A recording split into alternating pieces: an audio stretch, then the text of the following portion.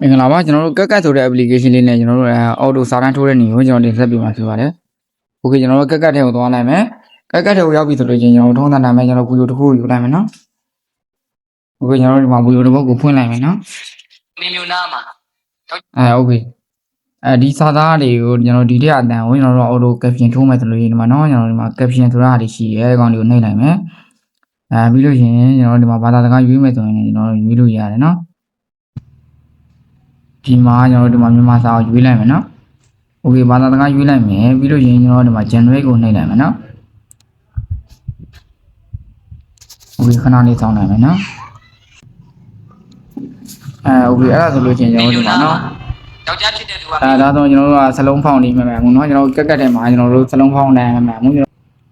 ကျွန်တော်တို့ကကျွန်တော်တို့စလုံးဖောင်းပြင်မယ်ဆိုလို့ရှိရင်ကျွန်တော်တို့ account တွေကိုနှိပ်လိုက်မယ်ပြီးလို့ရှိရင်ကျွန်တော်က style ဆိုတာတွေကိုတစ်ချက်နှိပ်လိုက်မယ်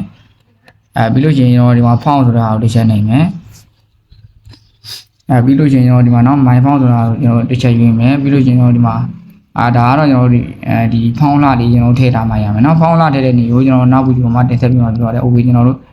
ကျွန်တော်ဒီကောင်လေးတစ်ခုရေးလိုက်ပြလိုက်မယ်ပြီးလို့ရှိရင်ကျွန်တော်ဒီမှာ style ထဲမှာဆိုကျွန်တော်ပိုကြိုက်တဲ့အရာလေးတွေထားလို့ရတယ်နော် okay ကျွန်တော်အဝါလေးထားလိုက်မယ်ပြီးလို့ရှိရင်ကျွန်တော်ဒီမှာ magic လေးနှိပ်လိုက်မယ်နော်ပြီးလို့ကျွန်တော်ဖွင့်ပြမယ်ယောက်ျားဖြစ်တဲ့သူကဒါဆိုလို့ရှိရင်ကျွန်တော်ဒါမြန်မာစာလေးမှန်သွားပြီနော်အဲ့တော့ဒီနေ့တော့မိမတမင်ချင်ရင်ယောက်ျားနဲ့ကျွန်တော်သုံးလို့ရတယ်နော် okay အားလုံးပဲသင်ပြီးမယ်လို့မျှော်လင့်ပါတယ်ဗျာ